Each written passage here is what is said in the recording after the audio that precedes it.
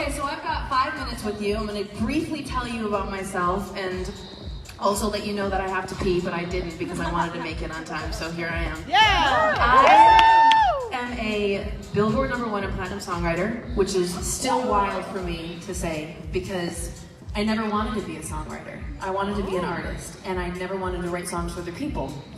And I went to Berklee College of Music, so I was once in your seat, and I was like, this is gonna be a breeze. I'm gonna go to college, I'm gonna graduate from college, I'm gonna make $1 million, and I'm gonna be a star. And I mean, kinda happened. But I graduated from Berklee, and I ended up staying in Boston for another 4 years.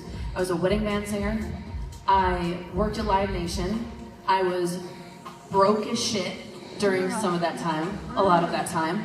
And then I decided after doing wedding bands and cover bands and working on my artist project that I could not die a wedding band and a cover band singer. I couldn't do it. So I left Boston and I moved to Nashville. And you guys are probably like, why did this bitch move to Nashville? And I'll tell you why.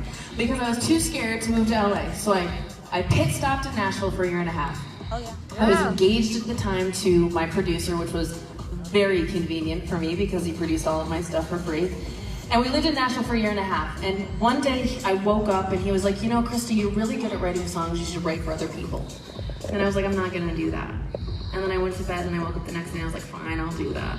So I started writing for other people. I was in writers' rounds, and if you guys don't know what that is in Nashville, it's a stage just like this with 3 stools and 3 performers, and you go around in a circle 3 times and you play your original songs. So I ended up meeting a ton of people in Nashville, but I never really felt like I was at home in Nashville. It was still very country. This was 10 years ago, and I'm not really very country if you can't tell.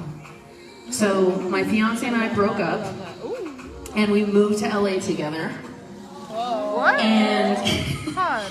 we got separate places, and he's married and he has a child now, and thank God that's not me, but that's a whole other story.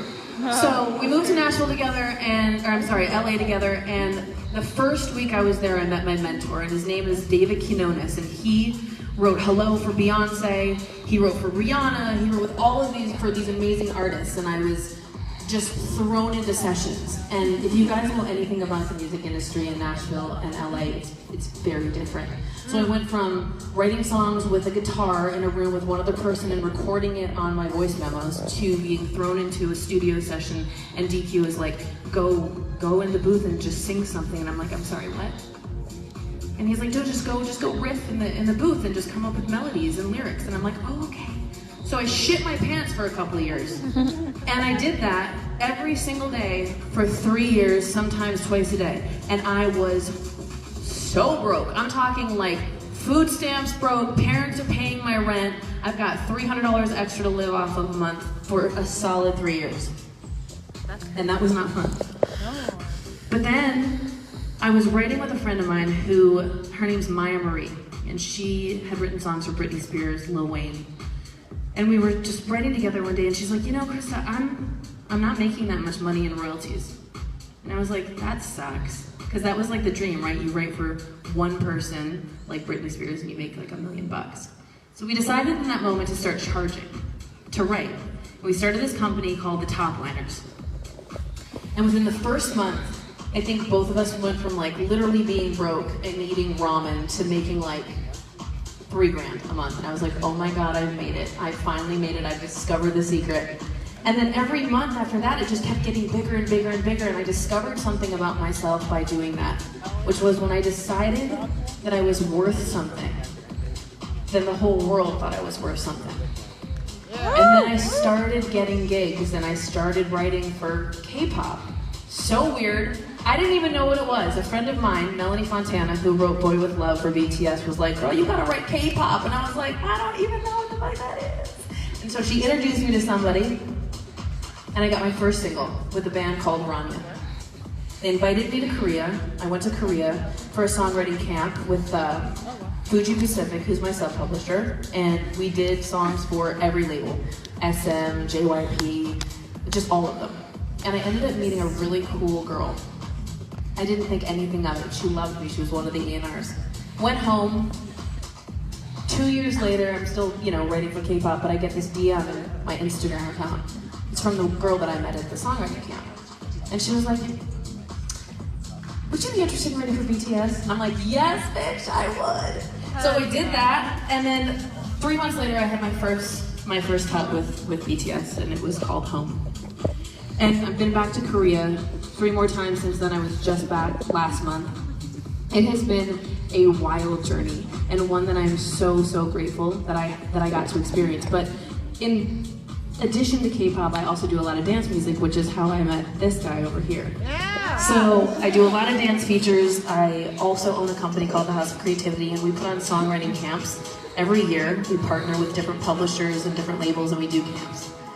And I do a lot of sync, and I have courses out. So I was like, I should come to NACA. Yeah. And so Jenny, who I met at Berklee too, which is all kind of wrapping all of this up, the importance of networking, right? Because, and not even networking, but actually becoming friends with people, genuine friends.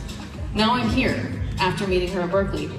And she's like, you should come to NACA. And I was like, okay, so what I'm doing at NACA, besides talking on a stage while having to pee, is performing with this guy.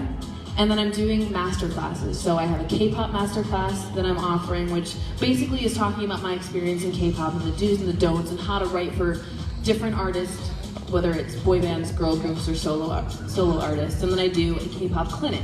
So if you are a songwriter, or you want to get into the K-pop world and you're writing a little bit but need some help, it's more one-on-one, and we go through your songs and we make them better so you can pitch them and get them placed. And then my lawyer and I, who also happens to be my best friend, which is very financially convenient, have a class called Make Music, Get Rich. And we talk about all the things I wish I freaking knew when I started, because nobody talks about all the different revenue, like income streams that you can make as a musician anywhere.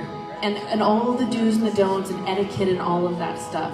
So it's all of those, master classes come with online supplemental material, and it's just really interesting. And I guess to wrap it up, whatever you love to do in life, you can make money doing it. And yeah, it might suck for a little bit, but if you keep pushing through, like, you will see the other side of it. And you can do exactly what you want to do. And I'm just really grateful that I got an opportunity to talk to all of you today. And book me. Yeah. Thank you. Yeah. All right. Give it up for Krysta Youngs. She's something else.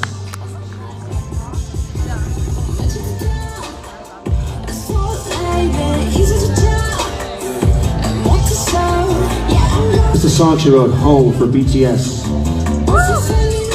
Still lots to come.